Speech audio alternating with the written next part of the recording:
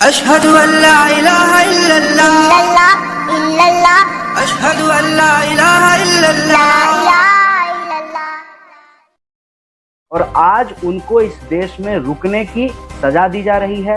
बार बार उनसे इस देश का नागरिक होने का कभी प्रमाण पत्र मांगा जाता है, कभी उनसे देशभक्त होने का प्रमाण पत्र मांगा जाता है, और ये नैरेटिव खड़ा किया जाता है कि ये जो तमाम विश्वविद्यालय हैं जिनके नाम थोड़ा मुसलमान सा लगे देखने में, उनको आतंकवादियों का अड्डा बताया जा सके। प्रेग्नेंट महिला है, उसको गिरफ्तार करके जेल में डाला गया है ताकि उसको यातना दिया जा सके, वो तो उसको प्रताड़ित किया जा सके और समाज को ये संदेशा दिया जा सके कि जो सरकार के खिलाफ बोलेगा उसकी आवाज को बंद कराएंगे। ये हिंदू मुसलमान के बहस में देश को फंसाना चाहते हैं। कि देख लीजिए, अगर हम लोग अपने ही केस का उदाहरण दें, इतने साल हो गए हैं, दिन रात प्राइम टाइम चला था कि देश के खिलाफ बोला गया है। क्या हुआ है उस मामले में? क्यों उस पे जो है फास्ट ट्रैक कोर्ट का गठन क्यों नहीं किया गया है? जो ये विद्यार्थी हैं उनको इसलिए टारगेट किया गया है ताकि सरकार की नाकामियों पर कोई सवाल ना खड़ा कर सके, कोई ये ना पूछ सके कि भाई कैसा ट्रेन चला रहे हैं, जाना है गोरखपुर, पहुंच जा रहा है उड़ीसा। सबसे पहले आप तमाम लोग जो इस प्रेस कॉन्फ्रेंस में जुड़े हुए हैं, जो हमारे साथी हैं और जो पत्रकार लोग हैं, आप सबका मैं स्वागत करता हूं। और इस प्रेस कॉन्फ्रेंस को आयोजित करने वाले जो आप तमाम लोग हैं उनको मैं बहुत धन्यवाद करता हूं। और मेरे ख्याल से हमसे पहले जो दो वक्ता हैं उन्होंने डिटेल में प्रेस कॉन्फ्रेंस का क्या उद्देश्य है इसके बारे में स्पष्ट कर दिया है। मैं सिर्फ इस पे एक पक्ष रखना चाहता हूं, वो ये है कि आखिर लॉकडाउन के दौरान ये गिरफ्तारियां क्यों हो रही हैं, विश्वविद्यालयों के ऊपर हमले क्यों हो रहे हैं, पत्रकारों को क्यों गिरफ्तार किया जा रहा है। अगर कोई नया मामला नहीं है तो पुराना कोई मामला निकाल करके पुराने केसेस में किस तरीके से मानवाधिकार और सामाजिक कार्यकर्ताओं को गिरफ्तार किया जा रहा है, इसके पीछे वजह क्या है?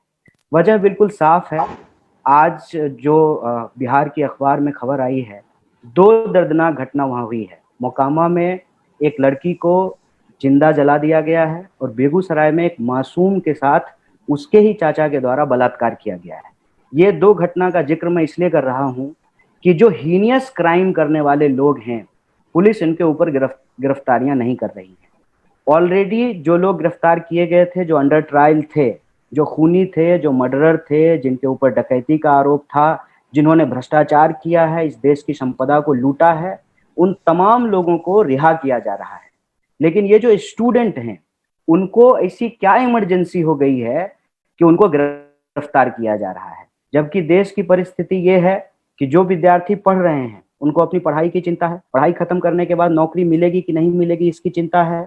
जिनको नौकरी मिली हुई थी उनकी नौकरियां छूट रही हैं, जिन्होंने पढ़ाई खत्म कर ली वो नौकरी ढूंढ रहे हैं। ऑलरेडी समाज जो है एक मानसिक तनाव से गुजर रहा है। लेकिन लोगों के हक और अधिकार के लिए लड़ने वाले, बात करने वाले जो ये विद्यार्थी हैं, उनको इसलिए टारगेट किया गया है ताकि सरकार की नाकामियों पर कोई सवाल ना खड़ा कर सके, कोई ये ना पूछ सके कि भाई कैसा ट्रेन चला रहे हैं, जाना है गोरखपुर, पहुंच जा रहा है उड़ीसा। आप कह रहे हैं कि लोगों को पटरियों पे नहीं चलना चाहिए, पटरी पे सो गए इसलिए उनकी मौत हो गई।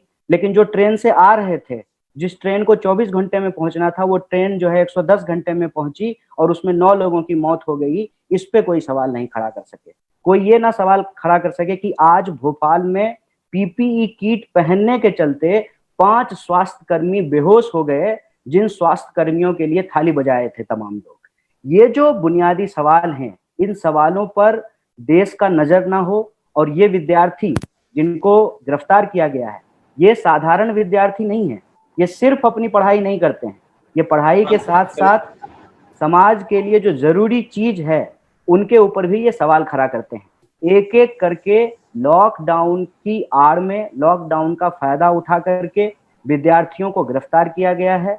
और जिस तरीके से ये गिरफ्तारियां हुई हैं, जिस तरीके से विश्वविद्यालयों पे हमले हो रहे हैं, उससे ये स्पष्ट है कि ये सरकार हम लोगों को अंग्रेजों की याद दिला रही है। और इस देश में लोकतांत्रिक आवाजों को दबाने के लिए और सीए, एनआरसी, एनपीआर के खिलाफ जो लोग लड़ रहे थे उनको खास करके इसलिए टारगेट किया गया है कि इसमें एक तीर से दो शिकार किया जाए।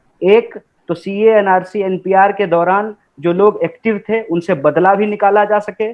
सरकार बदले की राजनीति कर रही है। और दूसरा, अगर इन विद्यार्थियों को डराएंगे, इनको जेलों में डालेंगे, तो बाकी विद्यार्थियों को ये मैसेज जाएगा कि कल को अगर तुम भी सरकार के खिलाफ कुछ बोलोगे तो तुमको भी इन लोगों की तरह जेल में डाल सकते हैं। ये साजिश के तहत ये तमाम काम की जा रही है। हमको लगता है कि लॉकडाउन अपनी जगह पे है, कोरोना महामारी अपनी जगह पे है, इससे हम लोगों को निपटना है, लेकिन इस तरीके पर भी हम लोगों को विचार करना पड़ेगा। जैसे आज हम लोग प्रेस कॉन्फ्रेंस कर रहे हैं, नए तकनीक के माध्यम से, नए तरीके से हम लोग अपनी बात को मीडिया तक पहुंचाने की कोशिश कर रहे हैं। उसी तरीके से सरकार तक भी हम लोग अपनी किस तरीके से अपनी बात को पहुंचा सकते हैं, ये हमारा पहला कदम है। मीडिया के साथियों से अनुरोध है कि आप सरकार तक हमारी बात को पहुंचाएं। कल को अगर सरकार लॉकडाउन की आड़ में बदले की राजनीति अगर नहीं खत्म करती है, जो हमले किए जा रहे हैं विश्वविद्यालयों पे और विद्यार्थियों के ऊपर, सामाजिक और मानवाधिकार के कार्यकर्ताओं के ऊपर, अगर इस पे ये रोक नहीं लगाते हैं तो मजबूरन नए तरीके से लॉकडाउन और कोरोना के जो नियम हैं, जो प्रतिबंध हैं, उसको मानते हुए हमको अपनी आवाज को उठाने का प्रयास करना पड़ेगा। प्रधानमंत्री जी ने अपनी तकरीर में कहा, अपने भाषण में कहा कि आपदा को अवसर के तौर पे देखना चाहिए, लेकिन हमको लगता है कि ये अवसर इस रूप में देखना चाहिए था कि देश में और रोजगार कैसे पैदा किया जाए, गरीबी को कैसे कम किया जाए, हम आत्मनिर्भर अपने उत्पादनों में कैसे बने। लेकिन उनके जो मुलाजिम हैं शायद उसको गलत तरीके से ले लिए। वो अवसर को इस रूप में देख रहे हैं कि कैसे इस देश में जो बोलने वाले लोग हैं उनको चुप करा दिया जाए। जहां तक सवाल है स्पेसिफिकली मुस्लिम कम्युनिटी को टारगेट करने का, तो इस संबंध में मैं ये कह दूं कि जो व्यवस्था आज हमारे सत्ता पे काबिज है, उसकी शुरू से ही एक पहल रही है कि समाज को कैसे धर्म के नाम पे बांटा जाए। और इसकी शुरुआत 2014 में नहीं हुई है, दरअसल इसकी शुरुआत आज़ादी के आंदोलन के दौरान ही हो गया था कि कैसे भारतीय समाज को धर्म के आधार पर दो अलग अलग हिस्सों में बांटा जा सके। और मैं समझता हूं कि उसका जो बीजारोपण किया गया था आज़ादी के आंदोलन के दौरान, और आज जब ये सत्ता में आ गए हैं तो ये उसका फसल काटने की कोशिश कर रहे हैं। आप देखेंगे बार बार जो नैरेटिव इस देश में घूम घूम करके चलता है, वो ये कहा जाता है कि जो मुसलमान भारत में रहते हैं वो भारत में रहते हैं, लेकिन वो समर्थन जो है वो भारत के विरोध करने वाले लोगों को करते हैं। तो वो क्या कहना चाहते हैं?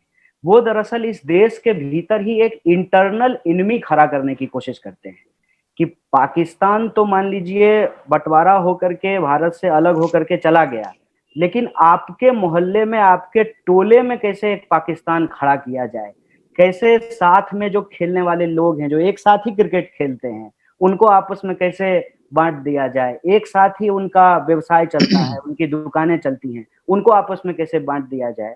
और ये धर्म के आधार पे टारगेटिंग इसलिए होती है कि जब जब देश धर्म के बहस में उलझा रहेगा तो फिर लोग ये सवाल नहीं पूछेंगे कि आखिर इस देश में जीडीपी का 1.5% हेल्थ पे क्यों खर्च किया जाता है, आखिर इस देश में जीडीपी का कम से कम 6% जो है वो एजुकेशन पे क्यों नहीं खर्च किया जाता है, 45 साल में देश में सबसे ज्यादा बेरोजगारी क्यों है, क्यों जो हमारे मजदूर हैं, जो इस देश की अर्थव्यवस्था का चक्का चलाते हैं, उनको आज रोटी नहीं मिल रही है।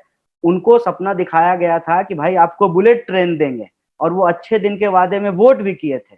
बुलेट ट्रेन तो छोड़ दीजिए, साधारण जनरल ट्रेन उनको नहीं मिल रहा है, और जो ट्रेन मिल रही है उसको पहुंचना था गोरखपुर, वो पहुंच जाता है कहीं और। एक अंग्रेजी हिंदी गाना है कि पहुंचना था जापान पहुंच गए चीन। ये जो पूरी की पूरी परिस्थिति है जिसको हम कहते हैं बुनियादी सवाल से लोगों को गुमराह करना, उसके तहत ये टारगेटिंग की जाती है। और बात सिर्फ यहीं तक नहीं रुकती है। अब देखिए कि उसका अगला शब्द क्या होता है, जिहादी, नक्सली, एंटी नेशनल, टुकड़े टुकड़े गैंग के सदस्य। इसमें किन लोगों को शामिल किया जाता है? मुसलमानों को शामिल किया जाता है, दलितों को शामिल किया जाता है। इस देश के भीतर जो मजदूरों और किसानों के हक और अधिकार को लेकर लड़ने वाले लोग हैं, जो महिलाओं के हक और अधिकार को लेकर लड़ने वाले लोग हैं, जो इस देश में न्याय और बराबरी की आवाज उठाने वाले लोग हैं, चाहे वो किसी भी समुदाय के हों, उनको इस कैटेगरी में डाल दिया जाता है।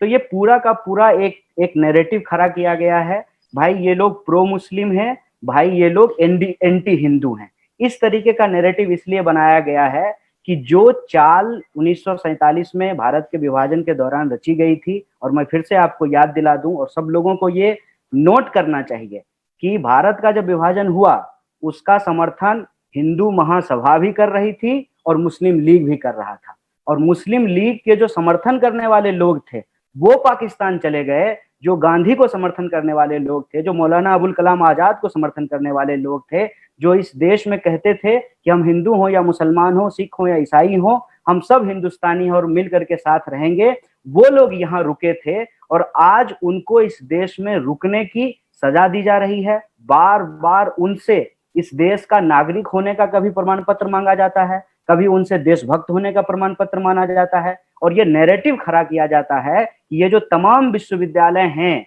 जिनके नाम थोड़ा मुसलमान सा लगे देखने में, उनको आतंकवादियों का अड्डा बताया जा सके, और उनके हक के लिए जो यूनिवर्सिटी खड़ा हो, चाहे जेएनयू खड़ा हो, चाहे एचसीयू खड़ा हो, चाहे इलाहाबाद यूनिवर्सिटी खड़ा हो, चाहे बनारस हिंदू यूनिवर्सिटी खड़ा हो, उस यूनिवर्सिटी के जो विद्यार्थी हैं उनको इस टुकड़े टुकड़े गैंग के फ्रेमवर्क में डाला जा सके, और लोगों के जो बुनियादी सवाल हैं उसको हमेशा गुमराह करके हिंदू मुसलमान का गैर जरूरी बहस खड़ा करके, जहां तक कोरोना का सवाल है उसमें भी आप देख लीजिए कि लॉकडाउन तैयारी के साथ होना चाहिए था, लॉकडाउन तैयारी के साथ नहीं किया गया। लॉकडाउन करने के बाद इस देश में हजारों लाखों करोड़ों लोगों को परेशानी हुई, डॉक्टरों के पास पीपीई किट नहीं है, लोगों के पास दवाइयां नहीं पहुंची हैं, टेस्टिंग नहीं हो रहा है, अर्थव्यवस्था की हालत जो पहले से खराब थी वो और ज्यादा खराब हो गई है, बेरोजगारी का दर लगातार बढ़ रहा है।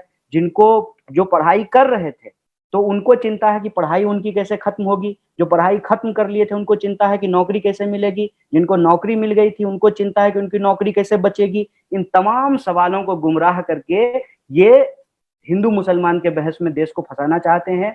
इसीलिए जिन साथियों ने भी ये प्रश्न किया है उनसे भी हमारा यही आग्रह है कि ये जो पूरा का पूरा मामला है, जिस तरीके से विद्यार्थियों को गिरफ्तार किया गया है, जैसा कि बाकी साथियों ने भी आपसे अपील किया है कि आप केस के मेरिट को जाकर के देखिए, और कोई भी केस उठा करके देख लीजिए। अगर हम लोग अपने ही केस का उदाहरण दें, इतने साल हो गए हैं, दिन रात प्राइम टाइम चला था कि देश के खिलाफ बोला गया है, क्या हुआ है उस मामले में, क्यों उस पे जो है फास्ट ट्रैक कोर्ट का गठन क्यों नहीं किया गया है? क्योंकि उनको मालूम है कि इन सारे केसेस से ये लोग निर्दोष होकर के निकल जाएंगे।